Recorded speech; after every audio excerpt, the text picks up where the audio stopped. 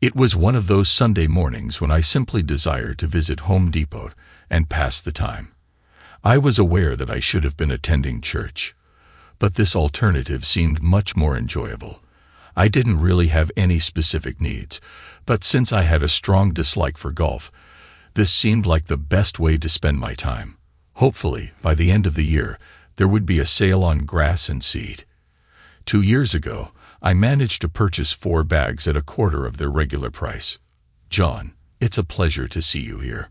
Barry Bartell was a friend of the family, not extremely close, but close enough to have a cup of coffee and a chat with, even though I hadn't seen him in nearly a year.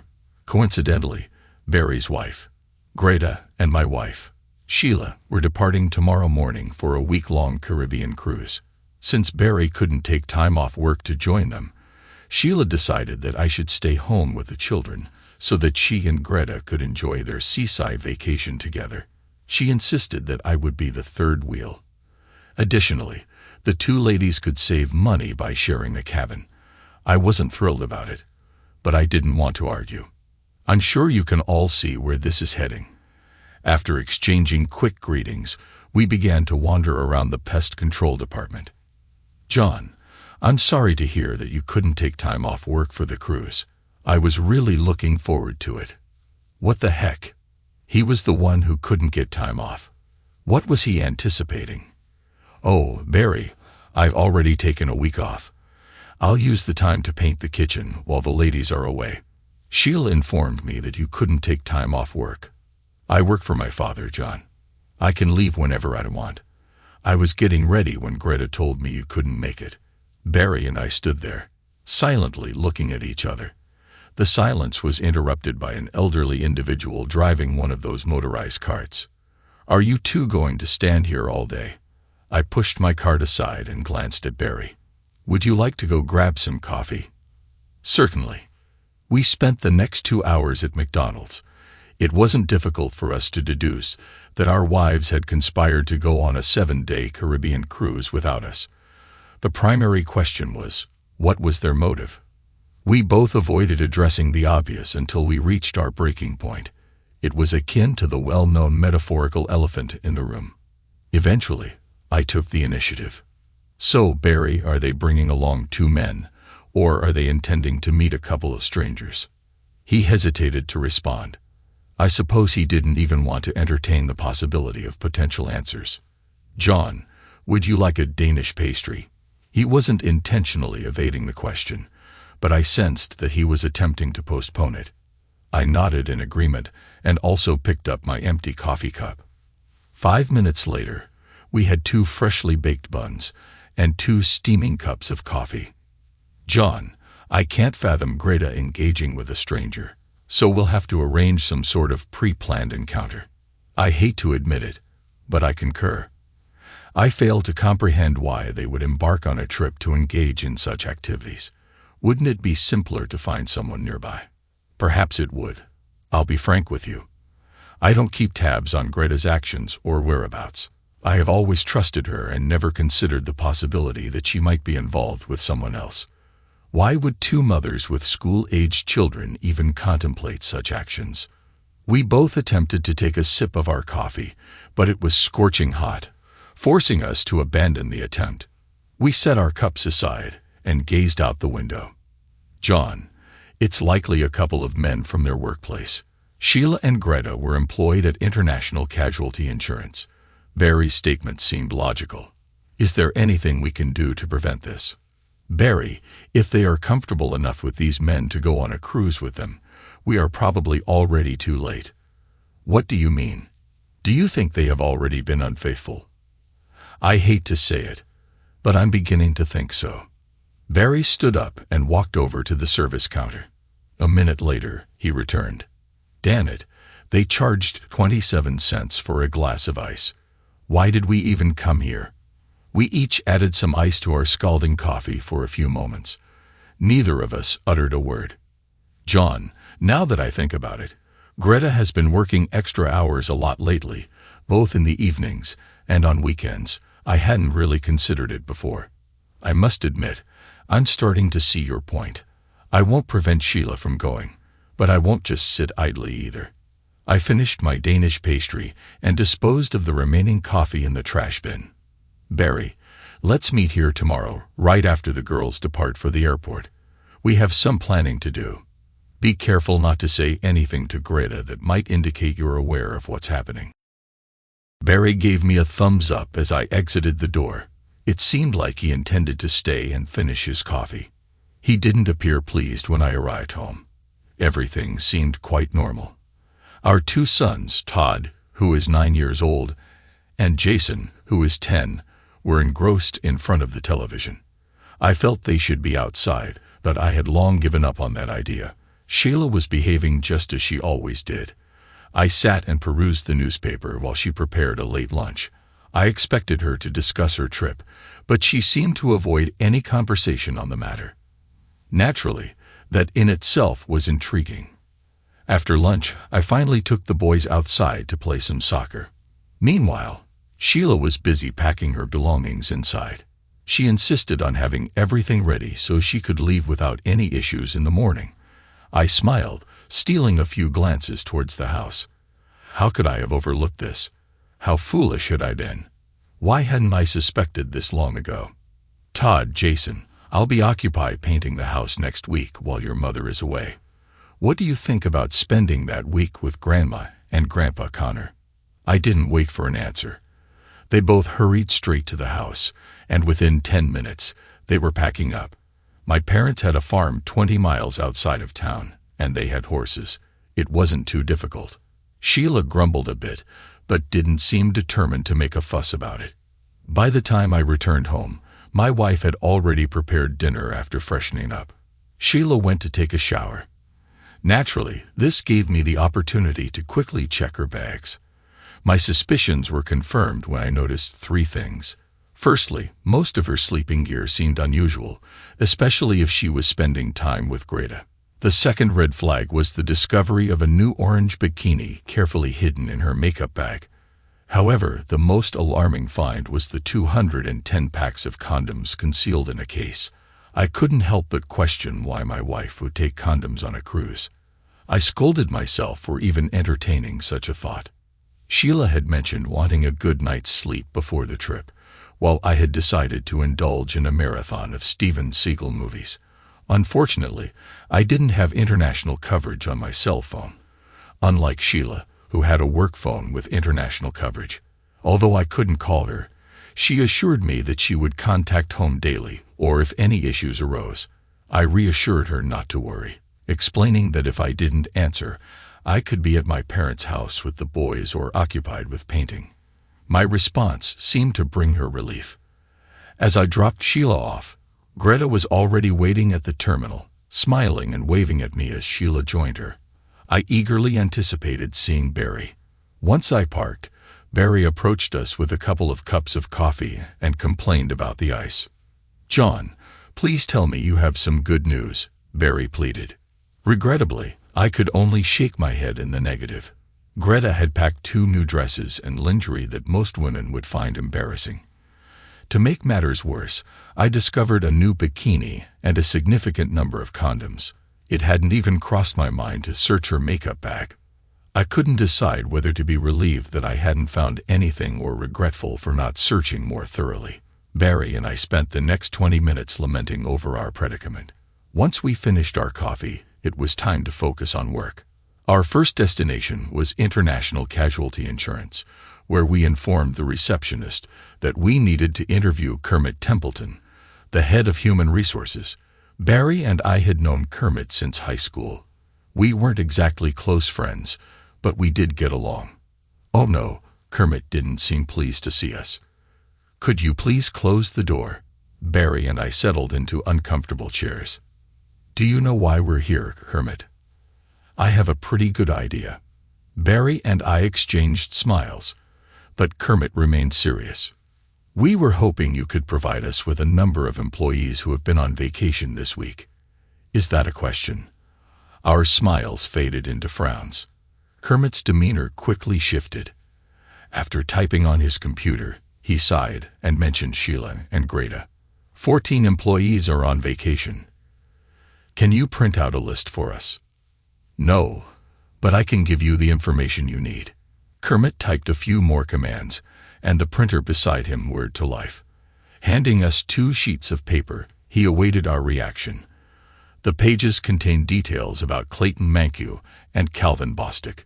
Barry and I quickly scanned through the documents, and then turned to Kermit.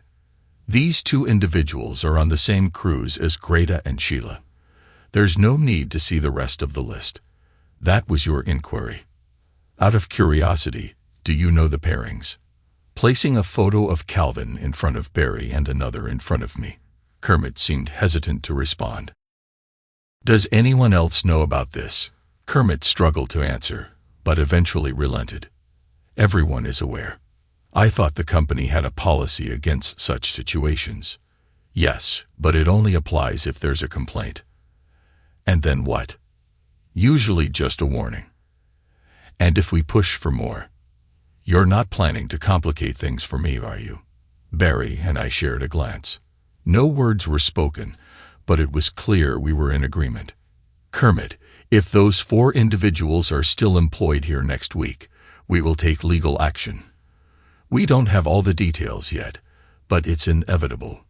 We will arrange for our attorney to reach out to you or your legal department, depending on your preference. Any inquiries? I apologize for this situation. We did not take any action as the relationship was consensual. No one was coerced or forced into anything. Although we are uncertain about the extent of the relationship, we acknowledge its existence.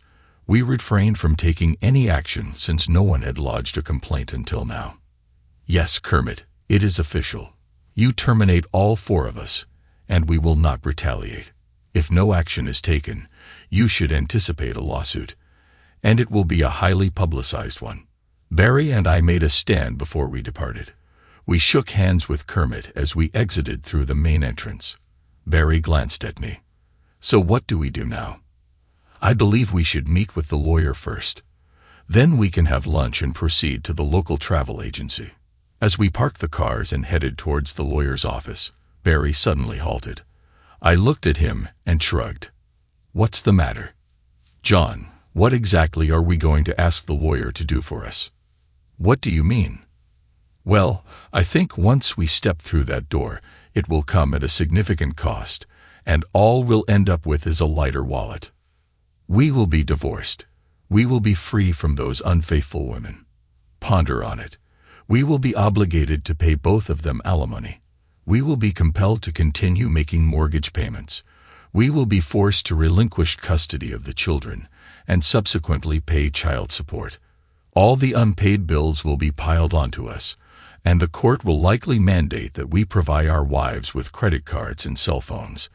By the time it concludes, we will also have to finance our children's college education. And what do we gain from it? Nothing, as far as I can discern. Why on earth would any rational person choose to get a divorce? The only reason I can think of is to maintain contact with his children. That's the entire trade-off. Damn it, Barry. I love my kids. I don't want to lose them.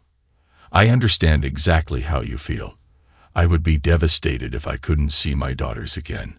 However, I don't want to suffer financial ruin simply because my wife was unfaithful. After the events that transpired, the most just course of action would be to entrust the children to our care and hold them accountable. However, it seems highly unlikely that such a resolution will ever come to fruition, does it not? I can't help but feel as though I am being coerced. Both of us stood in silence amidst the parking lot. John, who on earth is responsible for creating these unjust laws? It is incredibly unfair. We turned and made our way back to our respective cars. Barry, I must admit that Sheila is an exceptional mother. If I were to have children, I doubt I would be able to match her level of competence. Yes, I understand. The same can be said for Greta. She is a devoted mother, and the girls adore her.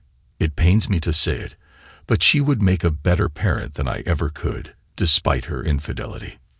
We both remained silent, leaning against the hood of my car. I absent-mindedly kicked at the fine gravel beneath my feet, while Barry fiddled with the zipper on his jacket.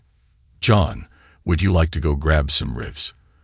We shared a full portion and indulged in 3 beers each. To pass the time, we switched to coffee and savored servings of banana pudding. Once we had sobered up enough to drive, we made our way to the reputable Good Times travel agency. Nancy Rayburn, an old family friend who had now become a former family friend, was the proprietor.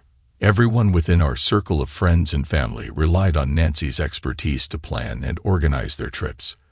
Loyalty was the sole reason she managed to stay afloat in recent years, as the internet had virtually wiped out her competition. As we entered the premises, it was evident from the expression on her face. She didn't need to vocalize it. Barry and I took our seats, wearing smiles as we observed the instrument of our downfall. The other 2 agents seated beside Nancy promptly excused themselves for lunch. One of them had a brown bag resting on his desk. It was clear that everyone in the office was aware of the situation and attempting to distance themselves. We waited in silence, refraining from uttering a word. Nancy smiled, attempting to find comfort in her chair to no avail. Eventually, she could no longer contain herself. "How may I assist you gentlemen today?" Barry and I exchanged glances and let out a loud giggle, audible enough for Nancy to hear. I leaned in closer and spoke in a hushed tone. "You have a mere 5 minutes to divulge everything, or we will create such a commotion that the authorities will have no choice but to treat your office as a crime scene. Come on, gentlemen, cut me some slack. I won't disclose anything more than what your wives have already shared with you. You wouldn't do anything foolish, would you?" Barry stood up and turned towards the entrance of the office.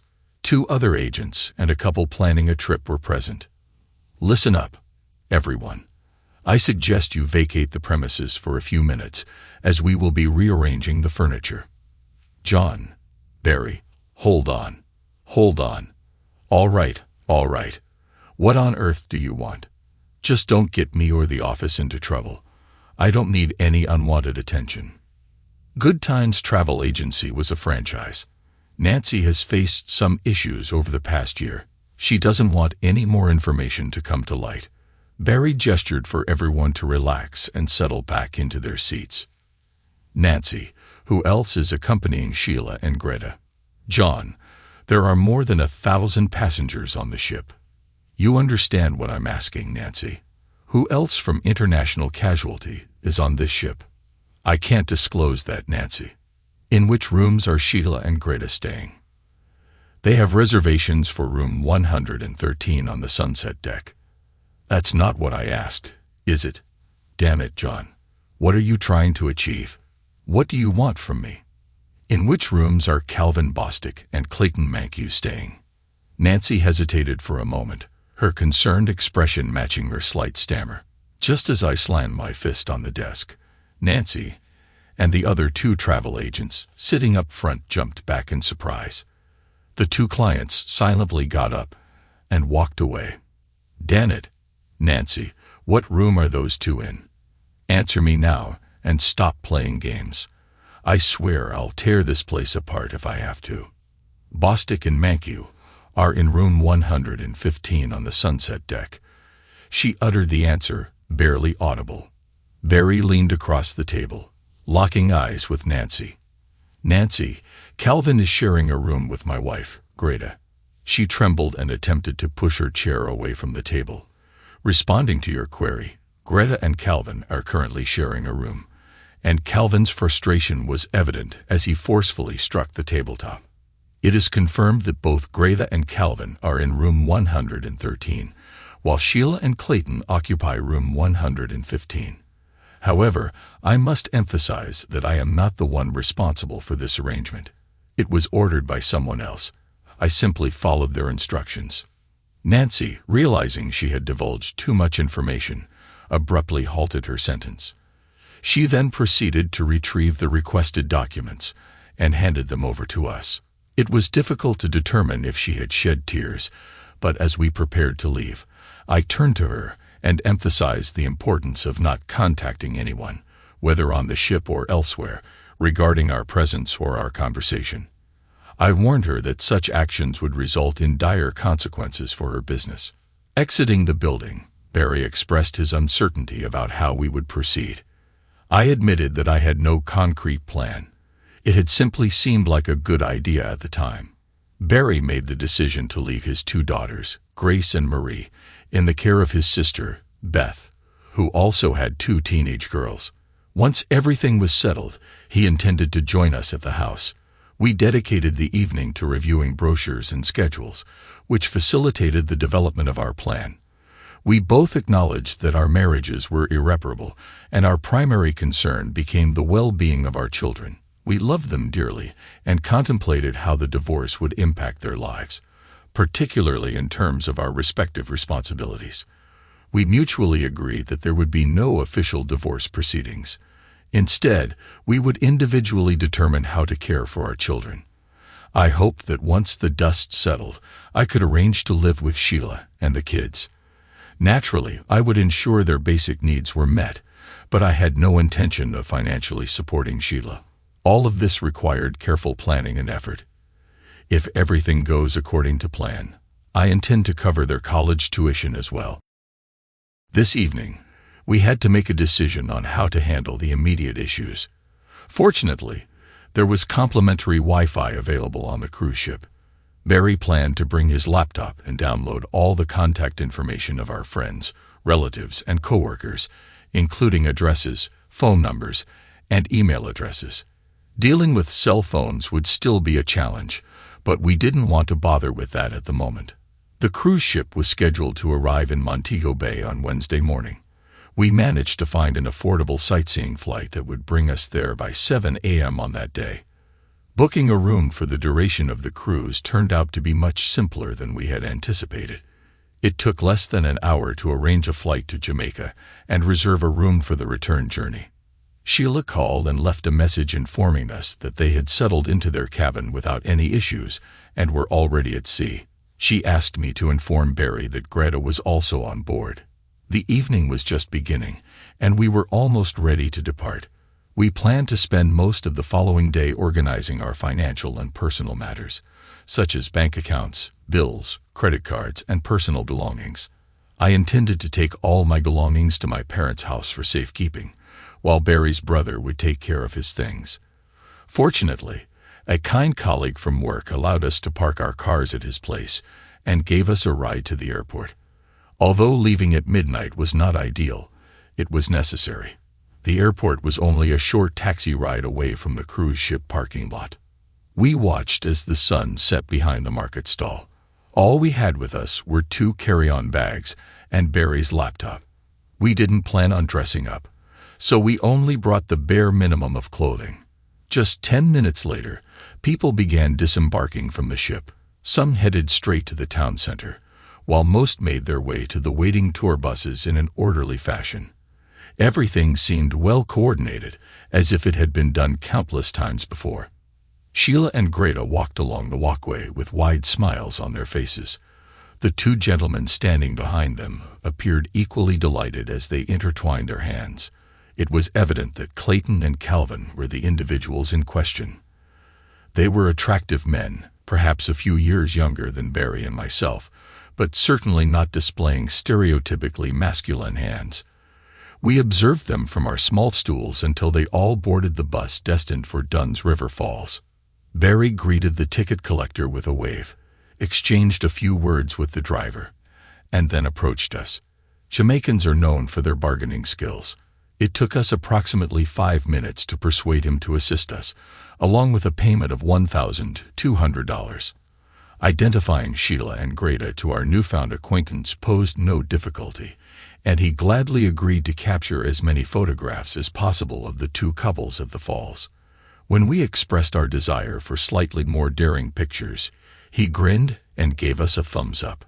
The bus was scheduled to return at 3 o'clock, and we assured him that we would wait with the agreed payment. He smiled once more and carefully emphasized the quality of his camera. Then he winked. We realized that he required an additional $200 more than the value of a $40 camera. Once the buses departed, we boarded to settle into our room for an additional $100. The obliging clerk registered us under the names Bob Jones and James Moore. If everything went smoothly, we would remain incognito for the remainder of the cruise. We quickly grabbed a bite to eat, consisting of sandwiches, and then spent the rest of the day acquainting ourselves with the layout of the ships. Within a couple of hours, we had familiarized ourselves with all the stairs, elevators, and passageways. We intended to avoid the dining room and showroom to prevent any accidental encounters with our wives. Barry set up his laptop and conducted some tests. Fortunately, we encountered no issues with internet access or email. We discussed the possibility of breaking into our wives' rooms, but ultimately decided against it. As we comfortably sat in the same booth as before, the buses began to return, and the bus to Dunn's River Falls arrived promptly as scheduled. Barry and I were enjoying a couple of glasses of Red Label when Sheila, Greta, and their companions walked past us. The straw hats we wore likely aided in concealing our identities to some extent. Our ticket collector approached us, grinning from ear to ear. There was a wealth of joy in that smile. He couldn't wait to showcase his work and wouldn't cease talking about how excellently he had done everything. However, Barry interrupted his enthusiasm by handing him a cold beer. It only took a few moments to glance at the photographs. There was much more affectionate embracing and kissing captured in them than we could have anticipated. I handed him $1,200 and another beer for the driver. We waited a few more minutes to ensure the wives had safely left the boarding area. Then we made our way back to the cabin. We had a busy evening planned, but first we needed to figure out how to discreetly have dinner. The cabin boasted a balcony that overlooked the entrance to the main dining room. Barry and I settled into comfortable seats where we could observe the passengers queuing up for their meals. We speculated that the wives would prefer an early dinner, allowing them more time for evening activities like dancing and entertainment. It didn't take long before the four of them arrived and joined the line. The couple strolled hand in hand, and no one would have suspected they weren't married. Barry gave me a puzzled look as I stood up and walked over to the service phone. Within 30 seconds, I returned with a wide grin on my face. The couples were just about to be seated when the announcement rang out. "Attention, Barry Barthel. Please join your party on the Lido deck, Barry Barthel." It wasn't an excessively loud or bothersome announcement, but it was loud enough for everyone to hear. Greta immediately turned her head as if there was an invisible loudspeaker in front of her.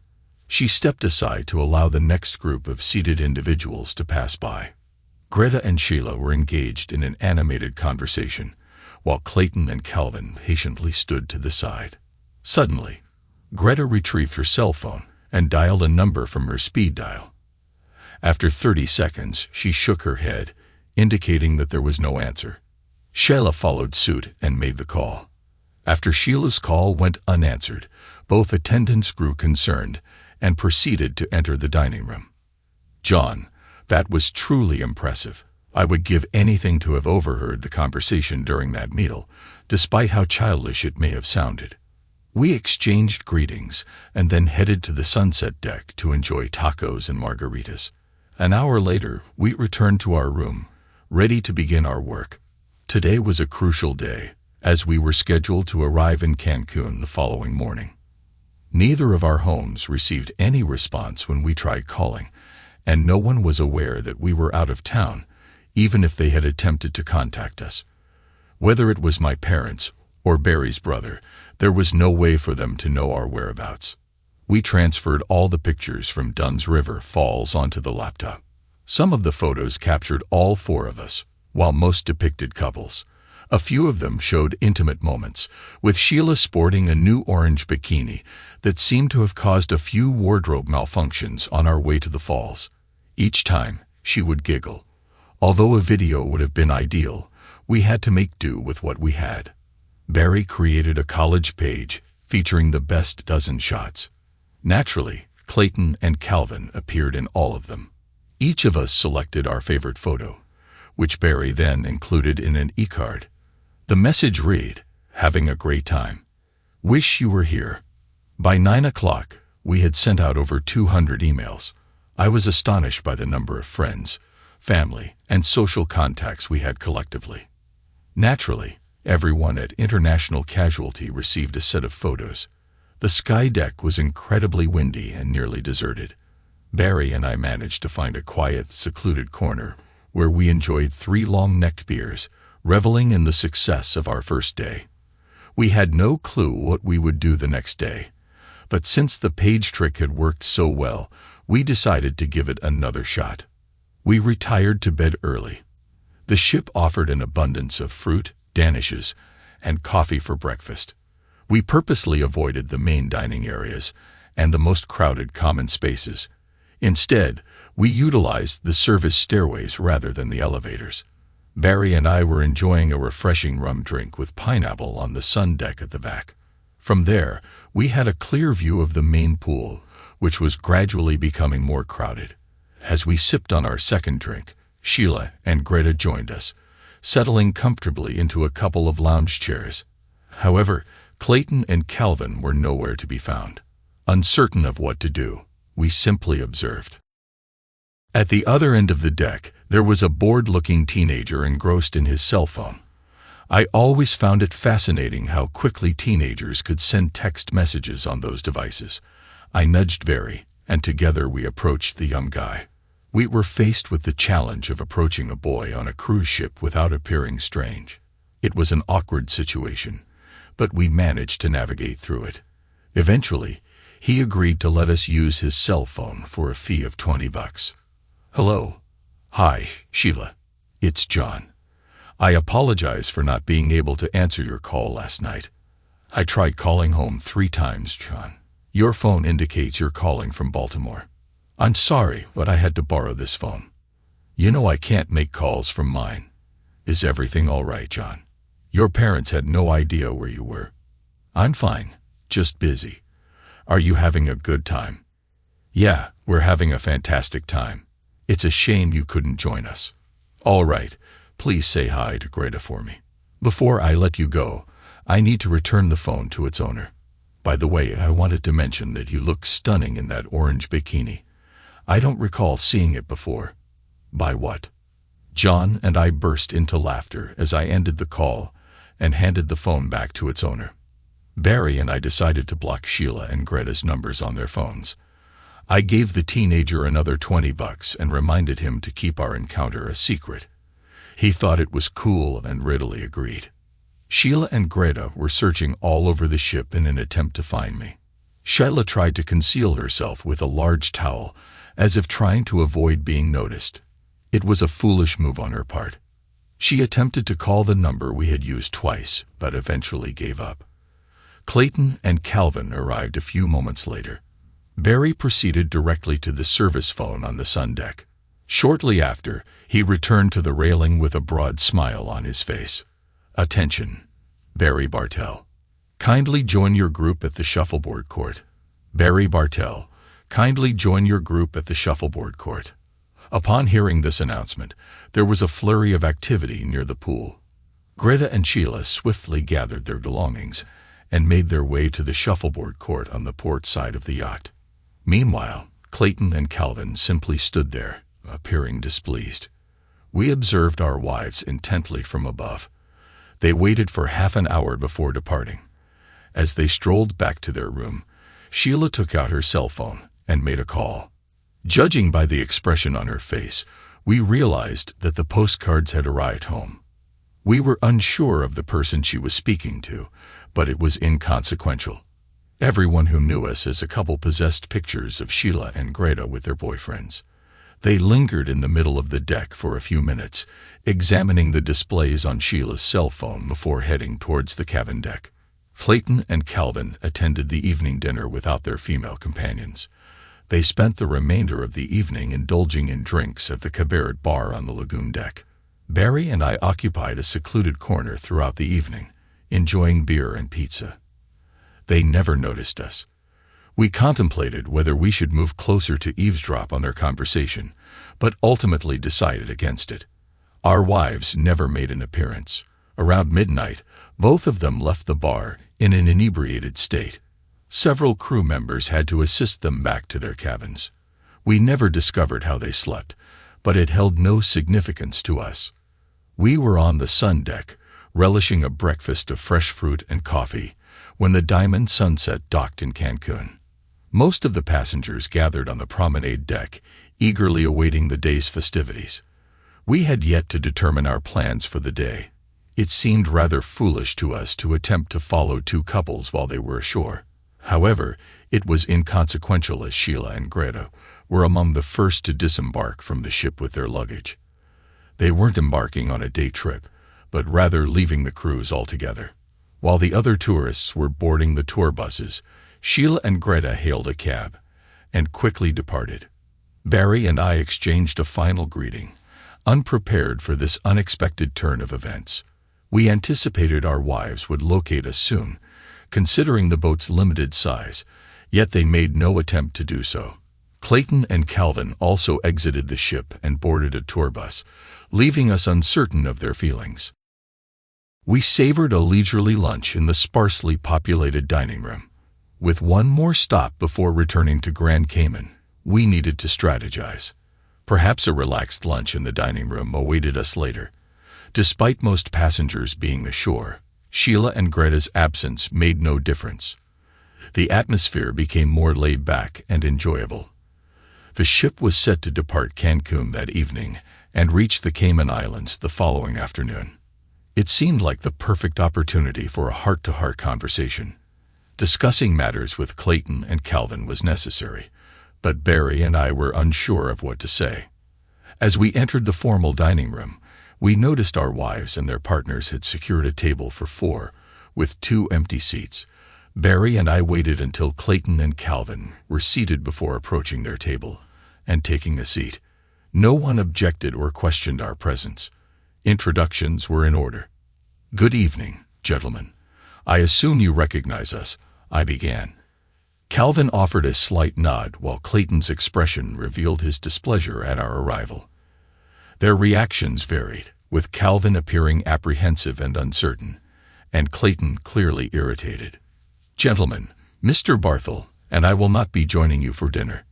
With only 3 days left on the cruise, we felt it necessary to caution you to exercise caution." I noticed Barry chuckling, but I chose not to acknowledge him. Calvin appeared intrigued, while Clayton seemed increasingly agitated.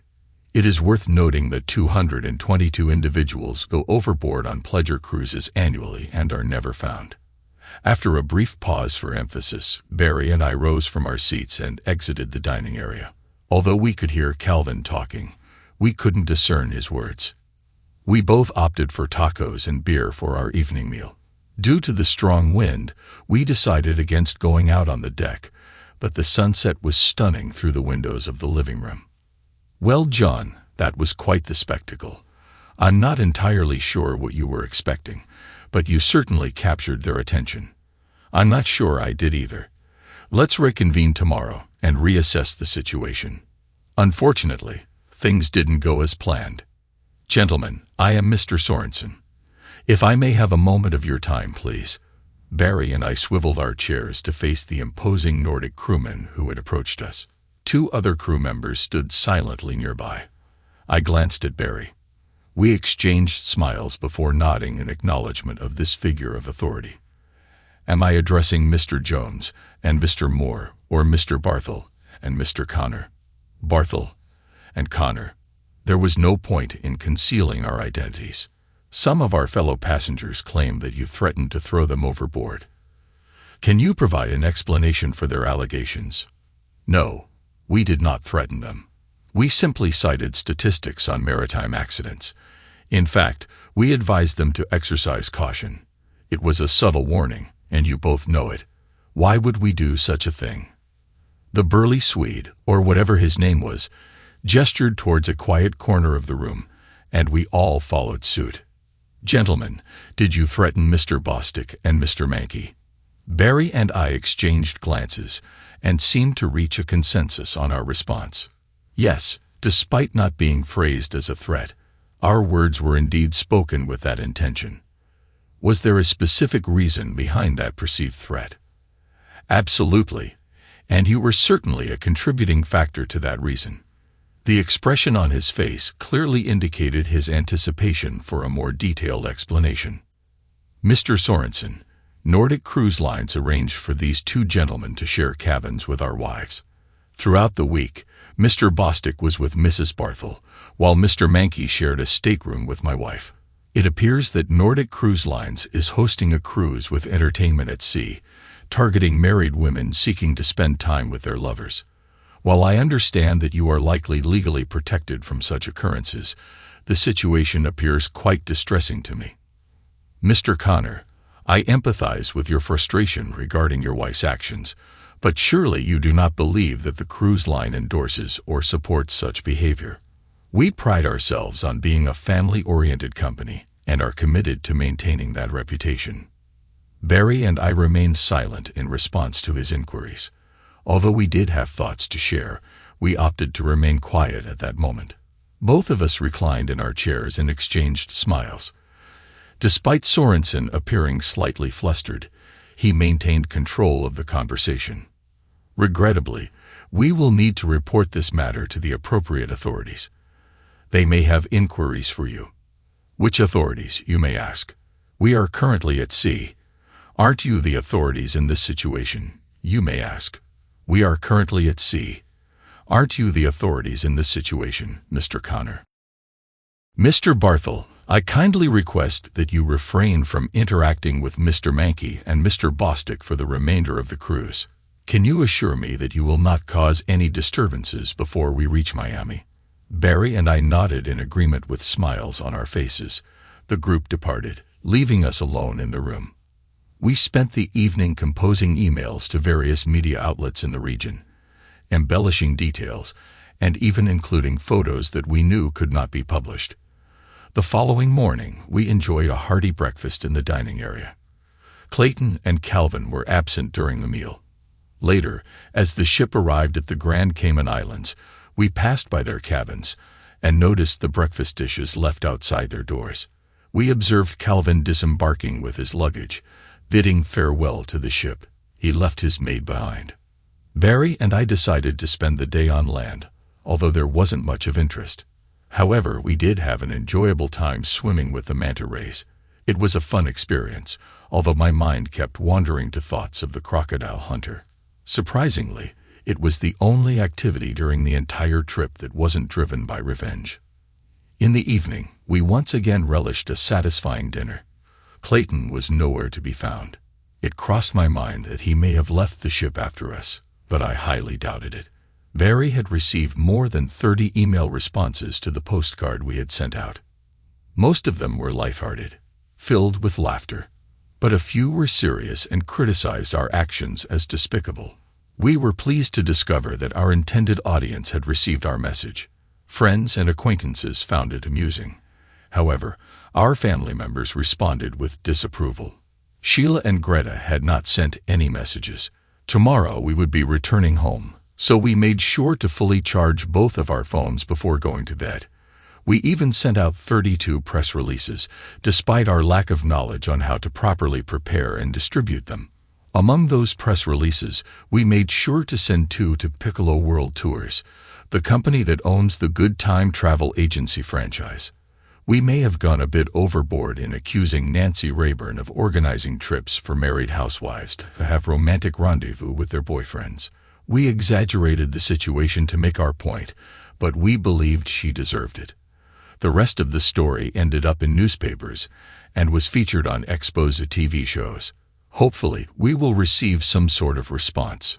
It had been a good day, and we had a restful night's sleep. The following morning, we enjoyed breakfast on the Lido deck. Once we finished, Barry switched on his cell phone. I received a single call from my father. We had separated and each made our initial calls since the journey began.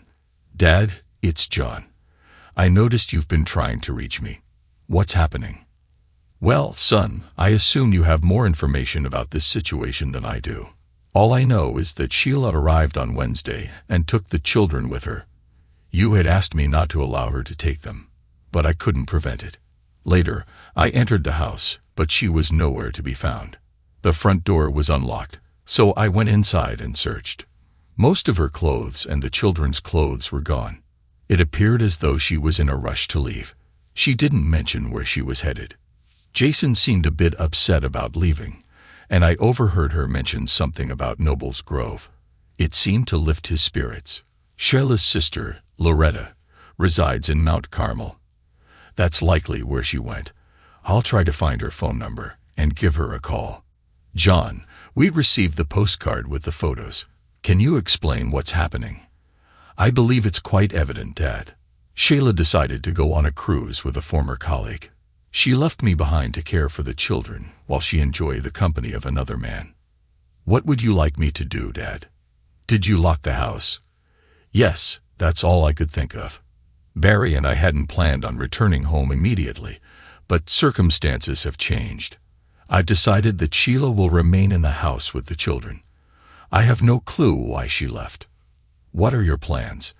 I'm uncertain, but I think I'll be seeing you in a day or so. I'll keep you updated in the meantime. Thank you for calling. I made my way to pour myself a cup of coffee as Barry continued speaking. He appeared displeased. We both assumed that our wives would be returning home to the children, and we intended to reside elsewhere for a few months while we figured out our next steps. Our plan is to seek employment in the Pensacola region. Barry returned with a despondent look on his face. He took hold of a Danish pastry from the buffet table and settled into the chaise lounge opposite me. Wow, you seem just as thrilled as I am. My travel companion forced a weak smile and hummed. John, she's gone. Greta has left the children with my sister. What? She left the kids. What did she say? According to Beth, she hardly said anything. She thanked Beth for looking after them, and then spoke to the girls for a few minutes. Beth mentioned that her car was filled with clothes. I don't know how she found out. I left the kids there. She was alone when she left. What about the house? Beth's husband said no one was in the house. All the furniture and belongings were still there, but Greta didn't live there. He didn't go inside, but I assume all her clothes are gone. Things didn't go as planned for me either. Sheila found out that the boys were at my parents' house and took them from there. I think she went to her sister's in Mount Carmel, but I'm not certain. She took all her clothes and the boys' clothes with her. It seems like my house is empty too. We sat in silence for a few moments. Barry looked at me with concern. I know, it's early in the morning, but I could use a beer. We spent the remainder of our cruise in the Lido Lounge, drinking more beer than we were accustomed to. As the ship departed, we walked up to the railing and watched the weary passengers heading home. We didn't see the Clayton sail, but the place was quite crowded. The friendly bartender informed us that the lounge was now closed, so we made our way back to our stateroom, where we discovered all our belongings packed and lying in the aisle. We were informed that we would be met by authorities to answer for our threatening behavior. We didn't really understand which authorities they were referring to, but it didn't matter. No one escorted us off the ship, and no one was expecting to meet us. It was, to say the least, a letdown. Not that I was disappointed, but we were hoping for a bit of media attention, but none of that materialized. Barry and I took the last 2 seats in the airport limo van. The cost of one-way tickets back home without prior notice was incredibly high, but we felt like we had no other option. During the return flight, we barely exchanged any words. Our plans had gone awry, leaving both of us feeling a bit down. Barry still had his children, but his wife was no longer with him. On the other hand, I had neither children nor a wife. Coming back to an empty house was far from a pleasant experience. There were no signs or messages from Sheila anywhere in the house or on our phones. I decided to call her workplace and discovered that she no longer worked at International Casualty. Although I couldn't be certain, I assumed that Greta, Clayton, and Calvin were no longer employed there either. The rest of the first day was spent cleaning up the house and getting rid of Sheila's belongings that she either misplaced or no longer needed. Barry faced a similar situation. All he had left were the memories of Greta's brief visit to bid farewell to her daughters. According to Beth, Greta cried when she left the house. Both of us canceled our credit cards and restricted access to our finances. Greta was now a grown woman and capable of taking care of herself. However, Sheila had Todd and Jason, and I needed to figure out how to provide for them. It saddened me that she had taken them away, but I had to acknowledge that she was their mother and had a responsibility to protect and care for them. It seemed that Greta wasn't confident enough to take that risk. In a way, it was a beneficial arrangement, especially for the children. Barry and his daughters had settled into their new home, and things were gradually returning to normal, as one would expect. Beth took care of the girls while Barry was at work and assisted him with household tasks as much as she could. My life, on the other hand, had completely changed. All that awaited me were evenings spent watching TV and eating microwave dinners. I conducted some inquiries and discovered that Calvin Bostic had left town immediately after being fired. Clayton had also lost his job, but no one knew where he currently worked or resided.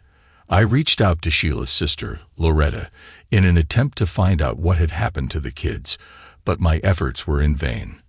Loretta claimed that Sheila had stayed for one night and then left without informing anyone of her whereabouts.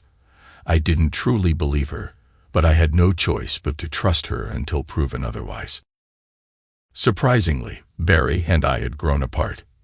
He had a family, or at least a part of one, while I had nothing. I attempted to spend time with him and the girls, but it was always awkward. At the start of the new school year, I visited the administrative office at the boys' previous school. I informed them that I wanted to ensure Todd and Jason's school records were transferred correctly. A very kind young lady assured me that the paperwork had been sent to North Shock Hill Elementary School in Frackville 2 weeks prior. She seemed proud to provide me with that information, and I expressed my gratitude. It didn't take me long to discover Sheila's new cell phone number. I had to dial the number 3 times before she finally picked up.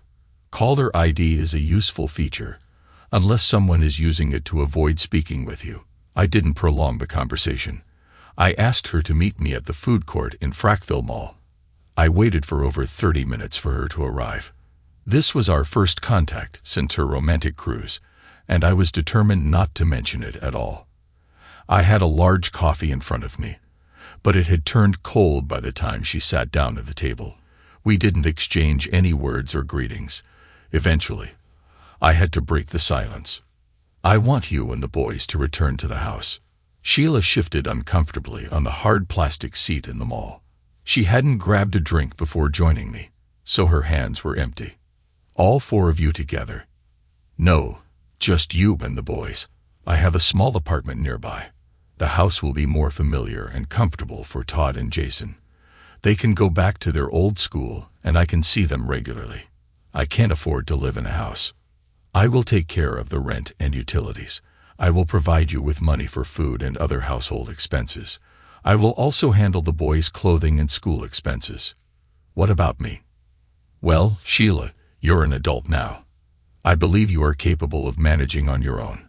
I must focus on my work. You can arrange your schedule to work while the boys are at school or in the evenings, so I can supervise them. I am confident you will find something to occupy your time." It was a mix of emotions for her. I am uncertain about her expectations or what she was willing to accept. Her eyes scanned the mall as if she was pondering or searching for something. I believe she saw both positives and negatives in this proposition. "Very well, I will do it for the boys. You are correct. It will be beneficial for them. When would you like to proceed?" "I will vacate the premises in the next few days, and you can move in whenever you wish." The decision had been made. The entire conversation took less time than my wait in that uncomfortable chair. For a brief moment, we both sat in silence. "John, is there anything else you wish to discuss?" That was my signal to depart. I promptly rose and placed the empty paper cup on the table. "No. I am uncertain, but I believe I noticed a slight tear in her eyes before I walked away and left the mall." Upon glancing back, she was still seated there. The following 6 months passed without any major incidents. Sheila secured a job that allowed her to work while the boys were at school. I would leave them at my apartment on weekends, and she would care for them during the week. Barry received a divorce petition from Greta, or whatever it is called. It was sent from Nevada. His daughters resided with him, and it appeared that they were managing well. I believe his sister and mother were assisting him. Work was progressing better than anticipated. Regrettably, to advance within the company, I would need to relocate. Given the circumstances, I was hesitant to make the move. Christmas was approaching, and then everything fell apart. Upon returning from lunch, I found Todd and Jason waiting for me in the office. "What is happening? Why are you not at school?" "The furnace malfunctioned. We were all dismissed." Jason simply gazed at his feet while Todd began to explain. "When did you all arrive here?" "We returned home first, and then decided to come here. The key was hidden under the mat." "You could have come in earlier." They were both staring at the floor. "What's happening? What are you concealing?" Jason chose to join the conversation. He spoke rapidly and appeared to be stuttering slightly. "When we arrived home, my mother left her bedroom door ajar. She was inside with that man, Clayton. He was in the bedroom." "Yes, Dad. They were engaging in intimate activities.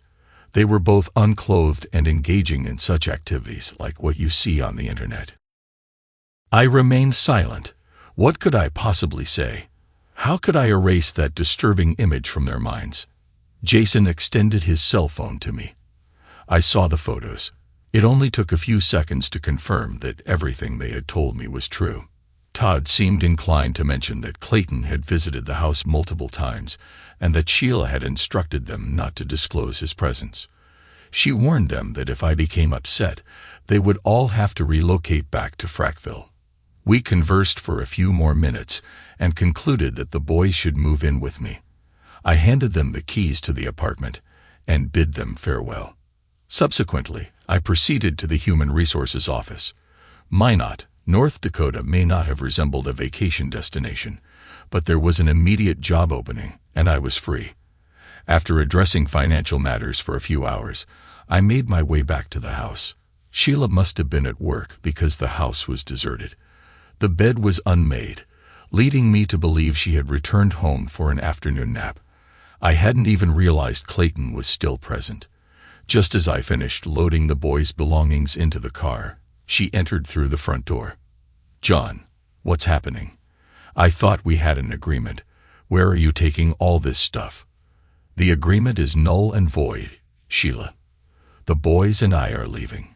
You can shout all you want, but it won't change anything. You can't keep my boys, John. I won't allow it, and the courts won't allow it either. I'm taking them. If you wish to regain custody, you can go to court and explain everything to them." "What is the significance of that?" She stood confidently, with her hands on her hips and a smirk on her face. I placed the final bag on the floor and turned to face my beloved wife. "What did you have for lunch today, my dear? What relevance does that have? Why do you even care? My lunch is none of your concern." She exuded an abundance of self-assurance. "By the way, the heating system malfunctioned at school today. I'm sorry, I don't understand. The school furnace stopped working this morning. All the students were sent home during lunchtime. I'll ask you again, darling. What did you have for lunch today?" Her bravado vanished, and she sank onto the living room couch. She remained silent, just sitting there. I picked up the final bag, but paused at the door before leaving. Jason took some pictures. I hope Clayton has health insurance because he'll need it. I let him off the hook last time, but now he'll have to face the consequences. She didn't cry or faint. She simply sat there like a zombie. I made an effort not to slam the door, as I didn't want to spoil the atmosphere. We purchased a small trailer and had everything packed by the end of the week. I drove past Clayton Mankey's house, but the owner claimed he had left that day and didn't provide an address.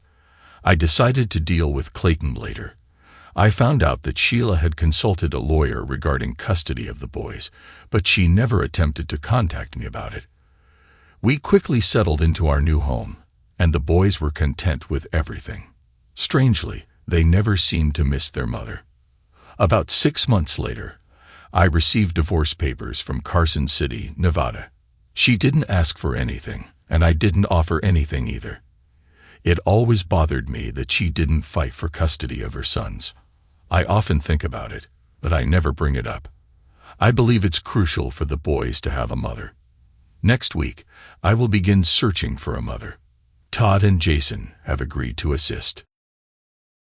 Thanks to everyone who took the time to listen to today's stories. If you enjoyed it, please consider liking and subscribing if you haven't already. Feel free to share your thoughts on the events in the comments below. Take care.